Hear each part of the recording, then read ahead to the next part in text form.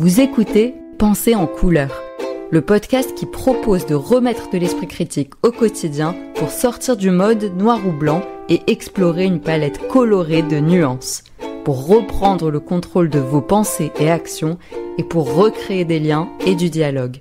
Je suis Maya Eyal et je vous offre ici des outils. À vous de voir ceux qui vous parlent et de vous les approprier. Bienvenue dans Face à vos pensées, des épisodes où des invités viennent mettre en pratique des exercices d'esprit critique ludiques que vous pouvez reproduire vous aussi. Ces épisodes sont tournés pour la plupart dans des lieux de la vie quotidienne, dans un parc ou encore dans un café, parce que ces exercices sont une habitude à prendre au quotidien. Il s'agit de personnes avec des profils variés qui ont tout eu en commun d'avoir croisé mon chemin et accepté de jouer le jeu, de s'observer en train de penser et donc de prendre du recul par rapport à leurs croyances et opinions. Si vous souhaitez vous aussi participer à l'un de ces épisodes, faites-moi signe. Bonne écoute! Bonjour Younes, merci beaucoup d'être à nouveau sur ce podcast. Bonjour Maya, merci. Merci à nouveau pour l'invitation. Trop cool, aujourd'hui ça va être un peu différent, du coup tu as bien voulu te prêter au jeu de mes petits exercices de métacognition. Donc là, l'idée c'est de réfléchir à pourquoi on change d'opinion ou de comportement. Qu'est-ce qui se passe un peu dans notre tête à ce moment-là, essayer en tout cas partir d'exemples précis des personnes qui viennent, voilà, décortiquer ça. Du coup, est-ce que tu avais, donc je t'avais demandé en amont de réfléchir à un sujet. Est-ce que tu en as bien en tête? Ouais, c'est vrai que quand tu m'as demandé ça, c'était assez compliqué d'en trouver un seul parce qu'il y en a beaucoup. Ouais. Et Moi choisir. et justement, c'était beaucoup avec plus ou moins personnel, plus ou moins intime, plus ou moins intéressant ou autre. Mais il y en a un en effet que je trouvais, on va dire le plus récent, le plus frais. C'était autour du thème, je l'appelle global, du développement personnel. Ah ouais, ok.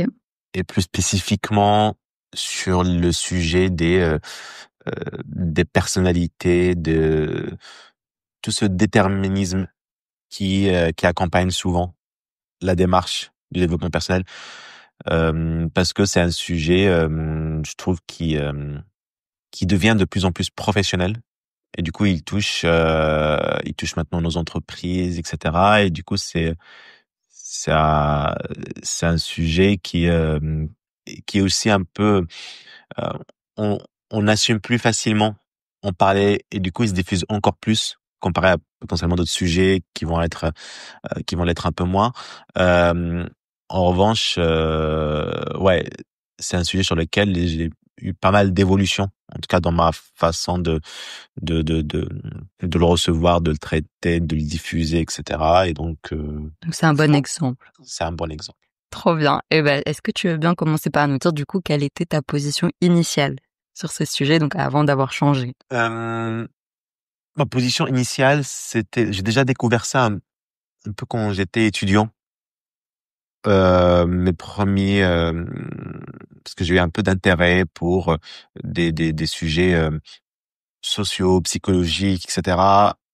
Donc ça, c'était dans les années 2006, 7, 2008. Donc cette zone-là, et c'est là à ce moment-là que j'ai découvert le développement personnel, quelques lectures, quelques conférences, et ça restait encore très vague, avec beaucoup de bon sens là-dessus. Et j'ai vu justement, c'est à ce moment-là, c'était pas, euh, il y avait pas forcément un attachement particulier, et je voyais rien de mal là où il y avait pas de fait forcément, parce que c'était quand on parle d'inspiration, d'accompagnement, de coaching ou de développement personnel, on parle pas forcément de fait, donc il y a rien à vérifier de vrai ou faux, donc ça fuite facilement notre esprit critique, donc et ça apporte du bien, ça nous inspire, et ça vend l'idée que on peut faire mieux, on peut être meilleur, et que la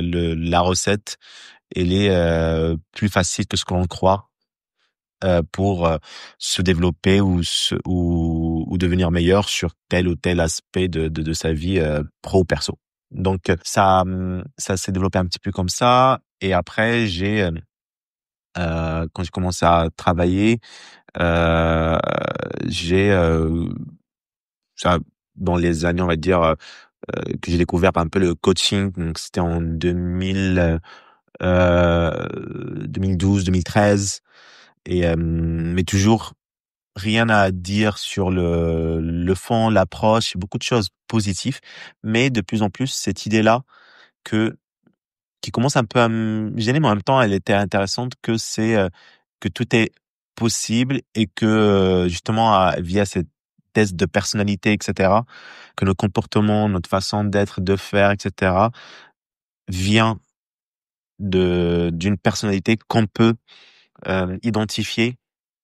Et du coup, ça explique des choses, donc ça fait qu'on devient un peu plus indulgent, tolérant avec soi-même. Ah, mais si je fais ça comme ça, c'est que je suis ça, et on a mis des mots sur ce que je suis et que ça me parle, et donc c'est normal. Donc ça permet de s'accepter déjà dans un premier temps, et ça permet du coup de mieux aussi comprendre l'autre, parce que finalement toute notre vie, c'est que des du relationnel, que ce soit au boulot, en perso, etc. Et on est en paix quand on est en paix dans notre groupe social ou avec nous-mêmes, etc. Et donc ces tests-là permettent à la fois de faire la paix avec soi-même, mais aussi faire la paix avec les autres, parce qu'on dit ah, lui ou elle, il est ou elle est comme ça parce qu'en fait elle correspond à telle case. Est-ce que c'est normal parce que ça vient de ci, ça vient de ça. Ça donne une réponse à tout, une réponse, enfin, simpliste, mais facile à comprendre, facile à communiquer. Ouais, une grille de lecture, en fait. C'est une grille de lecture qui simplifie beaucoup les choses, et j'y voyais beaucoup d'intérêt et beaucoup de choses positives. Euh, euh, je voyais beaucoup de choses positives là-dessus. Et après, c'est là où ça a commencé quelques années encore après. Donc ça fait tout ça, ça fait beaucoup de temps. Je suis entrepreneur, donc je commence à faire appel aussi à ces techniques et à des partenaires ou prestataires ou coachs, tout ça pour accompagner l'équipe, etc. sur ce segment-là, sur ces éléments-là. Et encore une fois, plus de vertu qu'autre chose, parce que ça permet de mieux d'avoir, comme tu disais, une grille de lecture sur ce qu'on est, où est-ce qu'on peut y aller, etc. Donc c'est pour ça que j'y ai bien adhéré, parce que au final, j'y voyais plus de positif qu'autre chose, et je voyais un moyen efficace pour mieux euh, pour mettre des mots et mieux se comprendre et comprendre les autres et accepter et sa situation et la situation des autres et leur réaction et leur façon de faire, parce que on est quand même et c'est là où toutes ces techniques là où le développement personnel voit juste, c'est qu'on est quand même différent, et parfois ça nous perturbe et ça nous déstabilise et ça empêche une meilleure communication, collaboration, etc. Et le fait de mieux le comprendre de façon pédagogique, didactique, etc., ça améliore forcément notre façon d'aborder, de relationner. Alors déjà, j'ai une première question, parce que quand tu parles de développement personnel, ça peut être assez large comme concept. Du coup, de ce que j'entends, toi, tu mets là-dedans tout ce qui est coaching, accompagnement pour travailler certaines, enfin les soft skills, en vrai, les compétences psychosociales. Toi, tu mets ça là-dedans, tout ce qui est communication, travail sur soi, etc.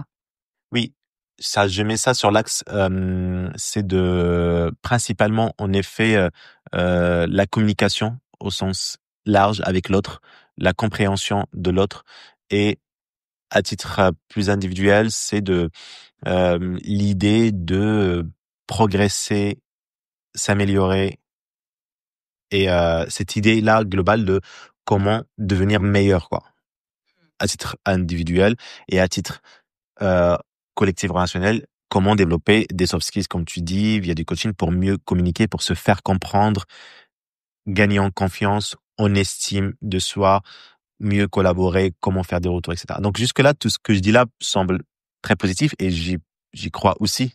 Et mais la partie, c'est vraiment les dérives de ça Ouais. qui qui a après coup commencé à me poser souci, parce qu'on commence derrière toute cette partie vertueuse, positive, etc., on arrive sur quelque chose de un peu vicieux, qui est que la fin justifie les moyens, Ok. y compris des moyens euh, mensongers. Et c'est ça, c'est à ce moment-là que moi, ça a basculé un petit peu, c'est quand j'ai compris que certains moyens n'ont pas de base, ni scientifique, ni véridique, etc. Et qu'on est clairement dans le mensonge qu'autre chose, parce que c'est là où je commence à m'intéresser plus sérieusement à certains éléments, certains tests et de voir comment comment ça a été construit, pourquoi, etc. Donc là, tu parles des tests de personnalité. Il y en a beaucoup, effectivement. Et il y en a effectivement beaucoup, il y en a des bons, des moins bons, etc. Mais du coup, j'ai regardé certains. C'était un peu le premier angle d'attaque où je voyais que oui, il y a plusieurs tests. En fait, quand on les repasse aux mêmes personnes 5 semaines plus tard, bah il y a 50%, ils obtiennent un type différent de celui de la première fois. Donc, tu as été regarder des études, en fait, c'est ça? Ouais, c'est des études scientifiques qui montraient que beaucoup de choses, beaucoup de tests, etc., ne sont pas fiables, ne disent pas la même chose euh, et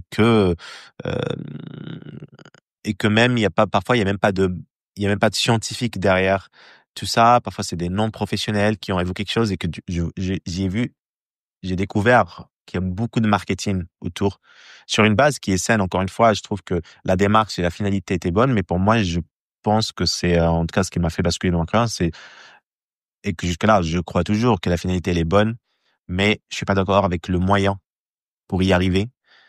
Et et c'est là où il y avait là je parlais effectivement des tests, mais même l'idée que genre beaucoup de choses, beaucoup d'études justement psychologiques, etc. Je commence à via des études, toujours grâce à des études que j'ai lues, qu'on est en train de remettre en question beaucoup d'études faites parce que ça a été fait sur un groupe petit, souvent dans des groupes euh, très homogènes, souvent des étudiants de grandes universités américaines, etc.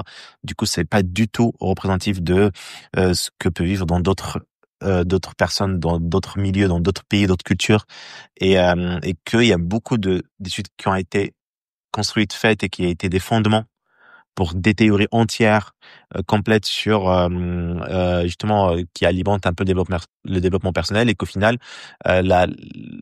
ça part d'une étude de personnes qui se ressemblent sur tous les plans et que quand on essaie de refaire la même étude, là, c'est en dehors des tests de personnalité, ben on retrouve pas du tout les mêmes résultats. Ouais, ça, c'est un principe important en science, effectivement, que ça puisse être répliqué pour s'assurer que les résultats, comme tu dis, ne soient pas biaisés, parce que ça peut être un hasard ou ça peut être parce que le groupe n'est pas représentatif. Et effectivement, si on peut pas reproduire la même chose sur un autre groupe dans des conditions similaires, ça veut dire que c'est pas forcément la méthode qui apporte ces résultats-là. C'est ça. Oui, c'est qu'il y a autre chose et du coup pourquoi, etc. Et et c'est vrai que c'était un peu, je me suis senti un peu euh, fait avoir, trompé, mais en même temps j'ai pas de reproche forcément aux personnes, aux professionnels de ces activités-là parce que euh, on sent que c'est très bien construit. Justement, je trouve que c'est un des ça, mensonge, c'est peut-être un peu fort ou quoi que, mais qui est bien fait parce que la finalité est bonne, il est un peu dans la subtilité et que jusqu'à aujourd'hui, c'est quelque chose qui est très répandu encore cette idée-là et c'est moi j'ai aimé et à un moment donné, j'ai découvert un podcast, je vais essayer de retrouver Méta de choc? non, c'était pas les téléchocs, c'était comment il s'appelle Sous le soleil de Platon. Ok, je le connais pas celui-là. C'est un podcast de philosophique sur France Inter. Et mais après, c'était un des invités, un des philosophes qui était euh, invité, qui était, je le retrouve tout de suite. Euh, oui, c'était André Comte-Sponville. Et le thème, c'était est-ce que la lucidité peut-elle nous rendre heureux? Et après, j'ai découvert qu'il a plein de livres, de textes de lui pour parler de cette notion de, OK, on peut être heureux par des choses, par plein de moyens, mais est-ce que ça serait pas mieux de l'être sur des bonnes bases? En fait, est-ce qu'on est obligé de se créer des faux espoirs, des images, des croyances sur certains aspects, etc., pour rendre heureux et que ça peut l'être, mais sauf que vu que c'est sur une base fausse, en fait, c'est fragile. Et j'ai bien aimé cette notion, cette vision-là bah, en fait, j'ai pas envie construire ce que je suis, mon bien-être, mon bonheur, etc., sur des bases, même s'ils sont bonnes, même si ça fonctionne, mais c'est pas des bases solides et c'est pas des bases vraies, tout simplement. Et du coup, si on reprend donc ce que tu nous dis, donc toi tu partais, on va dire, d'un préjugé plutôt positif sur toutes ces pratiques-là. Enfin, tu l'avais toi-même utilisé aussi le coaching ou accompagnement pour toi et pour tes équipes. Alors, qu'est-ce qu'il y a vraiment est-ce qu'il y a eu du coup quelque chose que tu as entendu ou que tu as lu qui t'a d'abord fait te poser des questions? Parce que tu dis que donc tu as petit à petit noté des dérives. Est-ce que tu sais exactement, enfin, tu arrives à te rappeler s'il y a eu un élément en particulier Ouais, je pense que l'élément qui m'a le plus un peu peut-être frappé, c'est de voir sur le long terme, parce que quand j'ai découvert tout ça, on va dire oui, ok, j'étais étudiant, j'ai 20 ans, je vois des gens un peu le le le pratiquer, aller là-dedans, et petit à petit, je vois beaucoup de gens qui adhèrent, qui font appel à beaucoup de coaching, etc. Et au départ, ça marche très bien, mais je vois que ça dure pas. En fait, j'ai vu beaucoup de gens finalement, c'est là où il y a le côté un peu illusion, où je voyais des gens finalement ne jamais sortir de ce cercle-là, de vouloir être meilleur, mais que ça marche pas toujours. En fait, c'est vraiment ce qui m'a fait un peu commencer à prendre conscience des premiers éléments, c'est de voir que qu'autour de moi, c'est vraiment de l'observation de euh, des gens autour, que ça donne pas forcément le résultat espéré, ou bien c'est un truc qui est sans fin, et il y a presque un côté qui devient presque juste religieux, et ça devient presque une pratique religieuse. Ok, je fais du coaching, je crois à ça et je suis ça. Et donc finalement, moi, je le voyais plutôt comme un moyen pour accompagner une transition temporaire. Et quand je voyais qu'autour de moi, c'est quelque chose qui ne se finit pas, même si par exemple, pour moi, à titre personnel, ça n'a jamais été un souci, ça m'a pas, je pense que ça m'a aidé sur certains aspects, etc. Mais que je voyais que peut-être c'était pas ça précisément qui m'a aidé, qu'il y a peut-être d'autres éléments, et que je voyais que les gens ils y adhéraient, et que ça ne permet pas forcément d'améliorer leur situation, voire pire, ça fait culpabiliser si ça va pas mieux. Et donc quand je voyais un peu qu'il y a cette culpabilité, que après j'ai fait un lien, j'ai rattaché avec ce côté où sur le lien avec la maladie, parce que finalement ce développement personnel, tout ça, c'est, si je le vois au sens large, c'est toute cette idée qu'on peut forcément être mieux, que le cerveau peut de toute façon tout influencer, etc. Bah, ça arrive aussi à des gens qui sont malades, qui ont des cancers, etc. Et que presque on leur dit que vous pouvez guérir si vous êtes fort, si vous avez une personnalité, si vous voulez guérir, vous pouvez le faire. Toute cette notion-là, je pense que c'est vraiment avec le temps, c'était progressif, de voir qu'en fait ça marche pas. Il y a des gens qui sont très forts psychologiquement et qui finissent par mourir de leur maladie alors qu'ils ont combattu comme il fallait. D'autres pas forcément, et que c'est plus subtil que ça, que c'est pas parce qu'on veut qu'on peut. Et en fait, c'est cette idée-là de faire croire aux gens que s'ils veulent, ils peuvent. Elle est belle, elle pousse, elle motive. Mais la dérive, c'est d'y croire beaucoup trop et de ne pas y apporter de la nuance. OK, donc ouais, si j'essaie de reformuler, en fait, c'est pas tout le concept du développement personnel que tu critiques, on va dire, c'est plutôt, comme tu dis, les dérives. Donc c'est peut-être certaines personnes qui promettent beaucoup plus que ce qu'elles peuvent réellement apporter. C'est ça ce que tu dis? Bah, c'est ou bien je dirais que c'est ça ce qui m'a fait prendre conscience.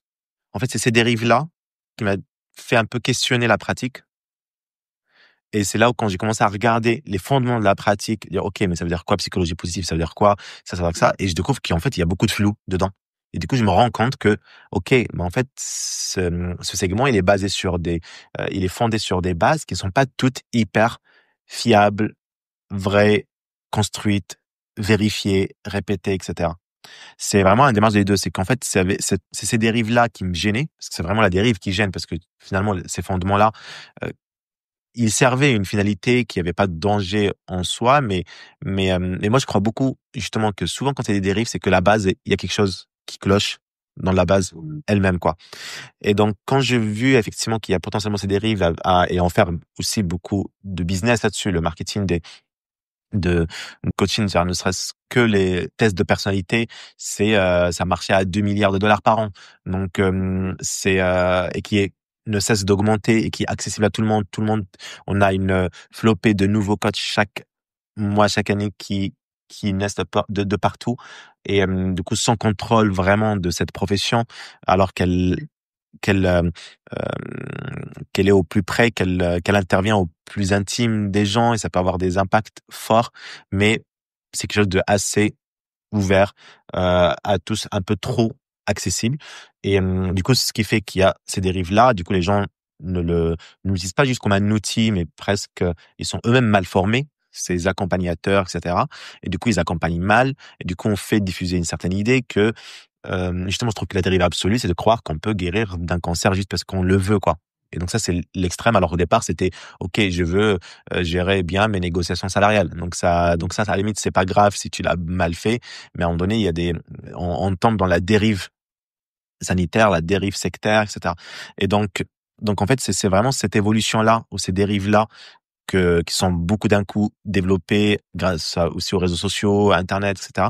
Et qui commençaient à vraiment me faire questionner la chose. Et c'est cette prise de conscience qui m'a fait questionner, essayer de comprendre d'où ça vient, comment ça vient, etc. Et c'est là où, si je parle vraiment de le process, c'est là où je commence à regarder et je me suis dit, OK, mais en vrai, il y a beaucoup de flou, etc. Et c'était vraiment il y a des choses où j'étais moi-même surpris parce que pendant des années longues, moi, j'y croyais fortement à plein de choses. Même, il y a toujours un lien aussi avec même le fonctionnement du cerveau parce que c'est assez lié et du coup pareil j'ai beaucoup aimé des travaux par exemple comme ceux de Albert Moukébert qui est un docteur en neurosciences et qui casse un peu quelques mythes Ouais. sur le cerveau et qui fait que non, mais en fait, déjà, on sait pas tout, il n'est pas forcément responsable de tout et que plein de choses qu'on est associées, en fait, on s'est un peu forgé une image trop super puissante de l'esprit, donc le cerveau en partie, et de tout ce qu'on est capable de faire, quoi. Et en fait, c'est ce fondement-là que, petit à petit, ça, j'y ai trouvé un peu du plaisir, une réponse à plein de choses et d'une source d'inspiration et de motivation.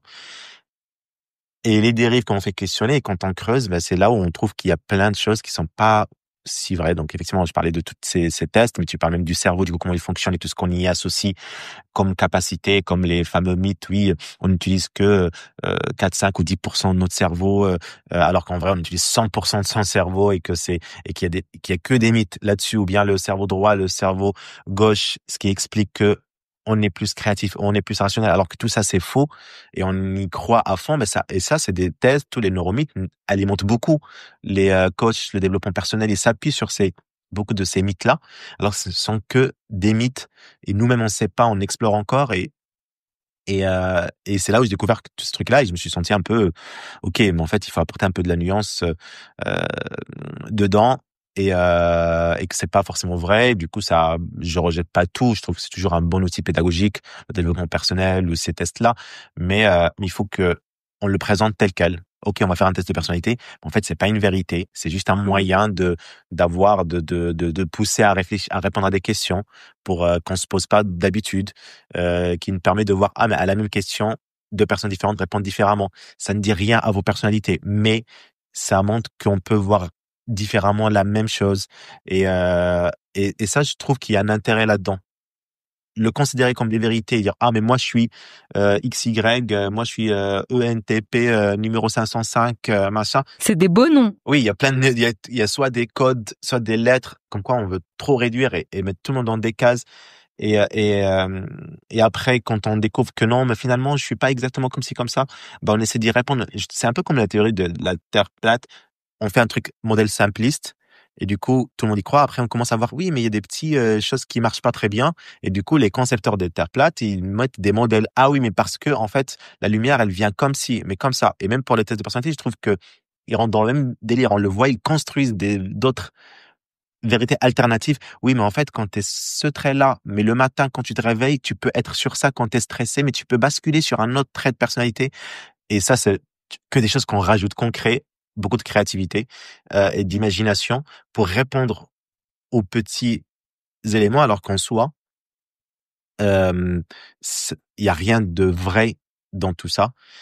Et c'est là où c'est un peu complexe et les gens n'aiment pas la complexité. C'est pas les gens, tout le monde et on n'aime plus gérer la complexité. Et je pense que c'est le vrai gros problème, c'est qu'on peut dire, on peut faire ça, mais on peut accepter que c'est un jeu ou un moyen euh, ludique pour activer, désactiver des choses, et en même temps garder en tête que ce n'est que ça et que ça ne dit rien à ta personnalité, et que peut-être dans un mois tu aurais répondu d'autres choses aux mêmes questions et ton collègue aurait fait autre chose sur la même question.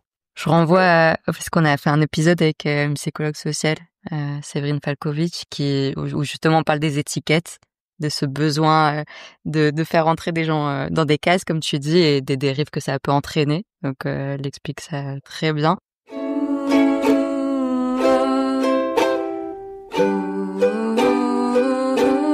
Je pense que, enfin, c'est ce que tu dis en fait, qu'il y a aussi une nuance à trouver là-dedans, voir un outil tel quel, comme un outil, et non pas comme une vérité absolue.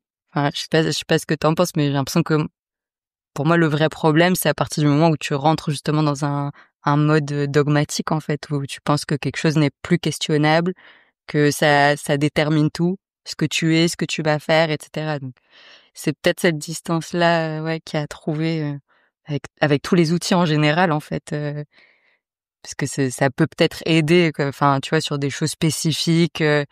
Enfin voilà, le coaching souvent c'est pour répondre à un objectif concret, mais à partir du moment où comme tu dis, tu penses que ça va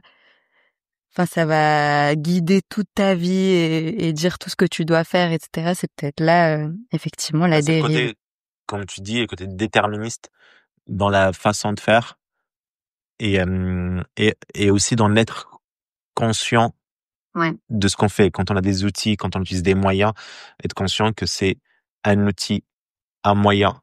Comme quand on a parlé de la désinformation, c'est pas le but, c'est pas la vérité en tant que telle. La vérité n'est pas une finalité, mais la vérité nous permet d'avoir les moyens de prendre les bonnes décisions pour être en sécurité, en bonne santé, en relation sociale stable, etc. Donc en fait, c'est le bien-être final individuel et collectif qui est la finalité.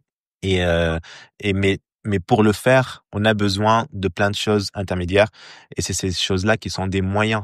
Mais du coup, pareil, complètement, c'est pour toutes ces techniques de coaching, développement personnel. Encore une fois, pour moi, c'est, euh, c'est pas le souci en tant que tel, c'est d'en faire des vérités, d'en faire une religion ferme euh, qui conditionne ce qu'on va être pour les 100 ans à venir pour chacun, et qu'on lise tout et qu'on analyse tout que par le prisme Ouais. de ces étiquettes-là, de ces cases-là, etc. Et c'est là ça devient grave, et c'est là où ça me posait, moi en tout cas, un souci quand je parlais un peu de la découverte de ce podcast avec André Comte-Sponville, où la question devient un peu philosophique de la qu'est-ce que, au-delà même la finalité. Là c'est là où c'est intéressant, c'est que ok, pour être bien, mais est-ce qu'on a envie de fonder notre bien-être sur une base solide, lucide, Mm. vraie, réelle? Et libre aussi, enfin avoir justement cette liberté, je pense qu'il y a cette notion-là, non? De choisir justement, enfin dans quoi tu mets. Ouais, on peut dire, on peut pas de liberté, ça c'est certain. De toute façon, c'est la liberté de chacun de choisir le mode qui lui convient mieux. Elle est pas discutable. En revanche, je pense qu'elle est moins, la lucidité, elle est pas suffisamment présentée et expliquée aux gens comme moyen d'atteindre le bonheur. En fait, c'est Ouais. surtout pour moi, c'est euh, comme dans tout, comme dans la consommation. Moi, je suis pas quelqu'un qui est en faveur de bannir tel ou tel type d'aliment, tel type de produit, ou en général de bannir des choses, mais plutôt expliquer aux personnes de façon hyper simple, factuelle, les voies pour qu'ils puissent faire son choix en connaissance de cause. Aujourd'hui, je trouve que il y a toute une voie de voir les choses. En fait, on ne nous a jamais expliqué, en tout cas moi, j'ai jamais abordé des choses comme ça, que on peut accéder à ce bonheur, ce bien-être, etc., de façon juste lucide et réelle, et que ça peut être source. Parce que presque on les oppose souvent. En fait, la lucidité, c'est quelque chose d'un peu qui manque de rêve de joie, et donc on ne peut pas être bien avec quelque chose de juste factuel, alors qu'en vrai ça peut l'être. Et ça peut être source de bien, et que ça peut être source de bien-être qui peut être presque parfois plus pérenne, parce qu'elle se base que sur ce qui existe. Et le fait, une fois qu'on le sait, encore une fois, c'est des outils, on mixe, parce qu'on a toujours aussi besoin parfois juste de croire, parfois on a besoin d'espoir même. Et mais pour moi, c'est toujours une question d'équilibre entre tout ça. Et même quand t'en parles et tu parles de liberté de choisir, et liberté de choisir et de changer son choix au cours de sa vie, et de revenir sur d'autres choses. Et donc c'est ce mouvement-là qui fait nous, parce on n'a pas les mêmes besoins chacun en fonction de chaque moment de sa vie. Et c'est bien de savoir avoir tous les outils et les utiliser, et, euh, et être un peu lucide sur que ce soit des outils, et pas tous des éléments de vérité absolue dans lesquels on doit s'enfermer. Et du coup, toi, quand tu t'es un peu rendu compte de tout ça, on va dire que t'as remis en question ces pratiques-là, est-ce que là, actuellement, t'as complètement arrêté de les utiliser? Enfin, comment tu l'as vécu, toi, déjà, ce changement? Est-ce que ça t'a dérangé d'une manière ou d'une autre? Oui, j'ai arrêté de les utiliser, ça c'est certain. J'ai communiqué même dessus. Je me rappelle sur les réseaux sociaux, etc. J'en ai parlé explicitement, et dire ok, bah ça c'est pas vrai entre guillemets que tel test de personnalité vous renseigne vraiment sur ça, parce que voilà, à la base j'essaie de partager les sources, etc. Et c'est marrant parce que je me suis pris les deux camps. Tous les gens qui défendent, qui en font même leur métier, bah ils étaient pas contents, parce que ils disent non, mais c'est que c'est mal comprendre, etc. Beaucoup de soutien de toute une communauté de psychologues, etc. Où ils étaient, où mon post a été beaucoup partagé dans ces réseaux-là en mode oui, c'est bien, genre comme si je savais pas, j'avais pas conscience justement que c'était un sujet qui préoccupait autant. Et j'ai eu beaucoup de retours un peu là-dessus. Et comme d'autres qui ont fait un peu le même exercice que moi, finalement, je me rends compte, et que j'ai découvert que j'avais pas trop regardé, beaucoup de gens qui ont fait qui ont publié leurs recherches sur ce même sujet, qui sont arrivés sur les mêmes conclusions, et que finalement c'est un sujet qui intéresse de plus en plus de gens, alors qu'il y a 10 ans c'était accepté comme juste quelque chose de bien. Tout le monde ne suivait pas du développement personnel, ou ne suivait pas des tests de personnalité ou tout autre type d'outils, mais c'était un peu un sujet indifférent, alors que maintenant il y a des gens qui commencent à voir que non, il faut pas dire n'importe quoi. Ok, c'est bien ça. Ok, tout le monde a besoin d'être accompagné. Ok, zéro sujet avec les coachs ou le coaching, etc. C'est pas du tout le sujet, mais juste ne disons pas n'importe quoi, quoi. En fait, non, on n'est pas ça, on n'est pas ci, parce qu'il y a des dérives, parce que rien ne justifie de mentir à la personne, parce que encore une fois, on arrive. Le pire, c'est qu'on peut tomber sur le cas où euh, de briser un peu la confiance. Et du coup, quand on n'a plus confiance en rien, parce que finalement, on finit par découvrir les choses. Chose qui est devenue plus facile qu'avant. Parce qu'avant, en fait, on peut vivre dans l'illusion toute sa vie. On n'avait pas les mêmes outils, moyens de communication, d'accès à l'information. Aujourd'hui, même ceux qui plongent, on le voit d'ailleurs, des gens qui vont être très complotistes, à un moment donné, ils arrivent et heureusement, à sortir de ça, etc., parce qu'ils arrivent à accéder à l'information. On a accès à l'information, et les choses finissent par se savoir et se connaître. Et du coup, ça se finit par savoir, plus on découvre que ça, ah ouais, mais j'y croyais ça toute ma vie, mais ça, c'est pas vrai. Ah, et du coup, finalement, ça brise la confiance et l'équilibre même social entre les gens, parce qu'on a du coup, c'est bien d'avoir l'esprit critique, mais c'est pas bien de douter de tout et de ne pas avoir confiance. C'est fatigant, et c'est même la base de la relation sociale, c'est d'avoir par défaut confiance. Parce que si par défaut on est dans le doute, bah c'est pas bon non plus. En fait, c'est là où c'est un peu subtil, et que c'est pas la même chose.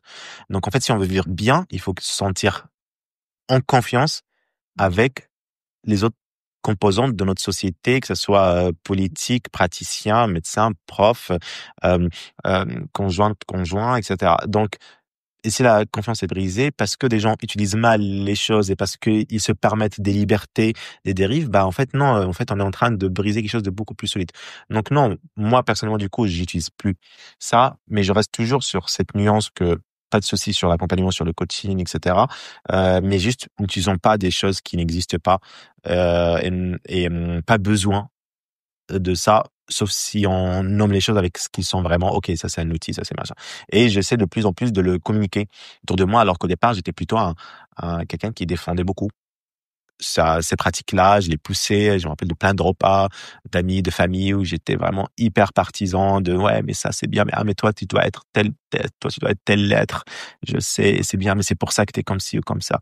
Alors que là maintenant c'est exactement l'opposé. Aussi quelqu'un qui sort ça, je dis non mais attends, est-ce que tu sais que machin.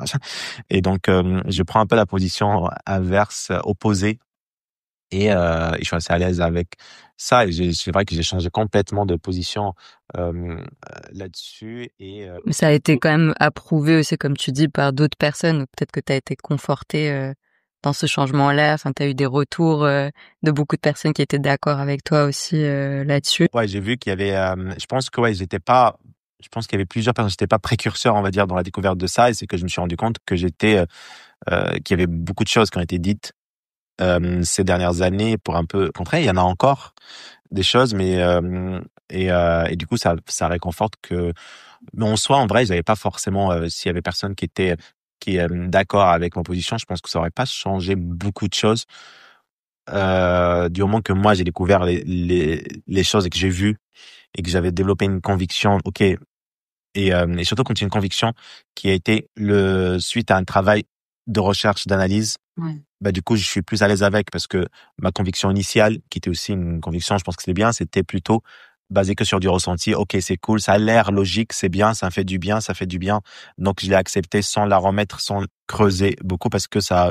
Donc ok, donc ça reste quelque chose de fragile et que j'aurais pu la remettre en question si on m'avait, qu'il y avait beaucoup de gens qui me confrontaient ou autre. Là, quand c'est une nouvelle conviction qui elle a été construite un peu de la base, bah c'est un peu plus solide, en tout cas pour moi. Et donc s'il y a peu de gens qui auraient été d'accord, bah j'aurais juste essayé de défendre, expliquer, de comprendre. Mais j'aurais été parce que je sais pourquoi maintenant je pense ça ou ça quoi. Oui, oui, c'est fondé. Voilà, comme tu dis, c'est pas quelque chose qui t'a été imposé par d'autres personnes. Enfin, c'est toi-même qui a construit ce changement-là en allant chercher, etc. Donc ouais, ça facilite peut-être un peu plus aussi le changement de comportement du coup, parce il y a eu aussi un changement de toi dans tes pratiques. Mais est-ce que ça, du coup, ça te manque ou tu as pu le combler par d'autres pratiques? Ça me manque pas, j'ai pas essayé de le, j'ai pas essayé de le combler. Bah, si le combler, bah justement, peut-être qu'on peut le voir comme ça, parce que justement forcément, ça crée peut-être un vide. T'as raison, et c'est là où je disais que c'est pour ça que ça arrivait au bon moment quand on disait ma découverte des travaux de André Comte-Sponville, qui vraiment a fait beaucoup de choses dans ce sens-là, et d'autres intellectuels ou philosophes autres, de dire bah en fait il y a c'est un autre moyen d'arriver au même résultat. Parce que finalement la finalité, elle est là, on en a besoin. C'est comment mieux s'accepter et accepter notre monde et y évoluer de façon bien, ça sans dire épanouissant tout autre, mais en tout cas de façon habitée, bien active.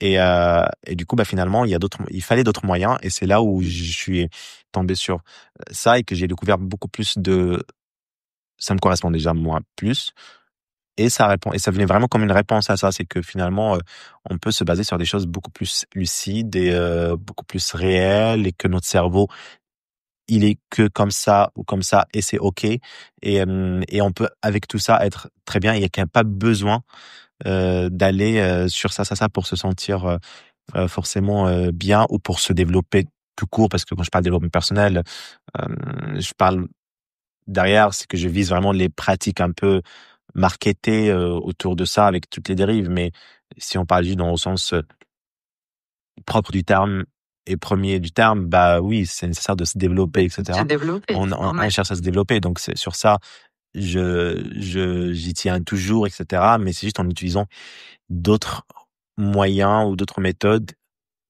davantage vers du lucide et du factuel, et de l'acceptation et du recul et de la nuance, je disais, que trouver un modèle dans lequel je dois rentrer, et parce que il est conçu pour avoir toutes les réponses à tout, et du coup c'est facile et confortable, mais en soi il est fragile quand il est fondé sur des bases fragiles. Ouais, tu as trouvé du coup une alternative et toi tu considères du coup que ce changement-là, donc l'adoption de cette nouvelle philosophie, on va dire, est-ce que ça, enfin, tu t'as senti un impact sur ta vie? Est-ce que ça a changé autre chose pour toi? Ça, ouais, je pense que ça a changé.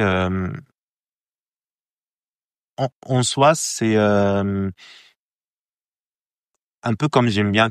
Moi, j'ai un parcours effectivement un peu de physique, etc. Et la notion en physique, on parle d'équilibre stable et équilibre instable. Les deux situations, c'est de l'équilibre. Quand on prend un stylo, si on le prend du haut, c'est un équilibre stable. C'est-à-dire que si on bouge le stylo du bas, il va revenir à sa position.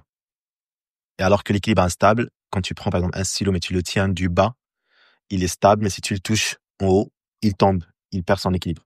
Donc en gros, je me sentais en équilibre avant et maintenant. C'est parce que c'était le but, c'est de se rechercher un équilibre. Donc je me sentais en équilibre. Donc en termes de sensations et d'effets, etc., c'était quelque chose de très proche en adoptant ça autre. En revanche, je me sens maintenant plus dans un équilibre stable, alors que je pense que j'étais dans un équilibre instable. Et l'équilibre stable, justement, et c'était ça mon observation d'ailleurs, quand je parlais tout à l'heure, ce qui m'a fait un peu prendre premièrement conscience en observant les gens autour, c'est que je voyais qu'effectivement, tant que ça marchait, la personne était euh, prête à changer, etc. Ça marchait bien. Mais dès qu'il y avait quelque chose de vraiment un peu violent qui venait perturber la personne, tout s'écroulait. Et c'est là où je parle de cet équilibre instable, parce que quand c'est basé sur des mauvaises bases, ok, t'es en équilibre tant qu'il n'y a pas de vent, qu'il n'y a pas un truc extérieur vraiment fort qui te déstabilise. Donc, tu vas avoir l'impression que t'es bien, mais ça dépend comment ton équilibre. Tu testes pas vraiment la méthode dans ces conditions-là, en fait. Exact. Et du coup, là, je me sens la différence. Si on parle de moi sur ce cas-là, je me sens que je suis plus dans un équilibre stable où s'il y a du vent, etc., qui bouge, mais en vrai, T'es prêt? c'est prêt, ouais. Ok, trop bien déjà. Bonne nouvelle pour toi. Après, c'est maintenant, les choses évoluent. On n'est pas à l'abri de surprises, de découvertes, etc. Je suis loin d'avoir fini ma vie, mais je partage par quoi je passe aujourd'hui. Oui, non, mais c'est évident. Ça, j'espère qu'on continue à évoluer toute la vie, sinon ce serait on s'ennuierait un peu, je pense. Mais du coup, pour conclure, je voulais aussi te demander, est-ce que là, tout de suite, actuellement, au moment où tu en es, tu penses qu'il y a un sujet sur lequel tu ne changeras pas d'avis, ou sur lequel tu penses en tout cas que tu as une opinion super forte et qui ne bougera sans doute pas? T'es pas obligé de dire quoi, hein. C'est juste toi pour que tu l'aies en tête. Oui, je pense qu'il y a des choses sur lesquelles, est-ce que je vais pas changer d'avis? Je pense que je suis prêt à changer d'avis. Non, je pense qu'en vrai, il n'y a pas quelque chose qui, si on m'apporte par la preuve, par du débat, par l'expérience, que si on croit, je crois ou que je sais, etc., c'est pas vrai ou il y a mieux, je pense que je changerai d'avis, quoi. Il y a aucun sujet. Je pense qu'avant, peut-être c'est pas le cas. Entraîner un esprit critique déjà. Ouais, peut-être, mais c'est vrai que c'est avec l'expérience, et comme on disait, justement, c'est l'entraînement et l'hygiène de vie. Je pense que quand j'arrêterai de développer mon esprit critique, je développerai du coup des croyances qui bougent plus, rigides. Je développerai ma rigidité et c'est là où ça serait problématique. Et c'est pour ça que, mais je suis comme tout le monde, je pourrais le devenir. En fait, c'est là où j'insiste sur que c'est pas un acquis. En fait, l'esprit critique, c'est un travail comme du sport, comme de l'alimentation. C'est que du moment qu'on arrête, ça se. Il y a les mauvaises habitudes qui reviennent vite. Les habitudes capitaines, du coup, et on a envie de choix, mais aujourd'hui, c'est plutôt ça ma certitude, c'est de ne plus croire en une certitude qui qui ne peut pas être changée si on m'apporte, et en tout cas en ma capacité de pouvoir en tout cas la remettre en question, essayer de la comprendre, mais je serai toujours prêt à écouter et de savoir. Et après, il y a des changements qui sont plus ou moins difficiles, compliqués que d'autres, durs que d'autres, etc. Mais c'est, mais je serai toujours, ouais, je pense que, et j'apprécie ça, de pouvoir discuter, de se remettre en question et de soit confronter, soit se remettre en question finalement et de changer d'avis, soit au contraire renforcer une pensée, une croyance ou autre. C'est toujours bénéfique, je trouve, de se remettre en question. C'est même pour renforcer nos propres idées et croyances. Ouais, excellente conclusion. Ça, c'est aussi, j'aime bien rappeler ça sur ce type d'épisode. Évidemment, l'idée, c'est pas de tout remettre en question, ce qu'on pense ou ce qu'on croit, enfin, nécessairement, mais c'est de pouvoir, en tout cas, s'ouvrir à écouter d'autres points de vue sur le même sujet. Enfin voilà, essayer de ne pas justement arriver à cet état figé qui ne peut plus bouger. Après, comme tu dis, effectivement, on peut avoir cet effet-là aussi de simplement renforcer son point de vue si on l'a testé et que on se rend compte que c'est bien fondé. On peut expliquer pourquoi. En tout cas, c'est ça l'idée, c'est d'essayer au moins de voir pourquoi on pense comme on pense. Et puis si on voit que c'est fondé, etc., on garde, il n'y a pas de souci. Si on voit que c'est pas fondé, là, ça nous appartient. Mais en tout cas, au moins en prendre conscience. Que comme tu disais pour toi, sur le développement personnel, peut-être que c'était plus émotionnel. Il y avait peut-être pas une base très très solide sur cette croyance-là. Donc en tout cas, tu as pu remettre en question ça une fois que tu en as pris conscience. Donc je te remercie beaucoup pour ce partage. Merci beaucoup à toi et merci pour ton travail. Qu'avez-vous pensé de cet épisode ? Je suis très intéressée d'avoir vos avis en commentaire et s'il vous a semblé utile, n'hésitez pas à vous abonner à la chaîne et à lui donner 5 étoiles sur les plateformes d'écoute pour que d'autres puissent la trouver facilement et en profiter également. Vous contribuez de cette manière, vous aussi, à l'activation de nos esprits critiques, alors merci pour votre aide. N'oubliez pas de télécharger, si vous le souhaitez, les fiches récap en description de cet épisode. À bientôt! Critique et persiste, mais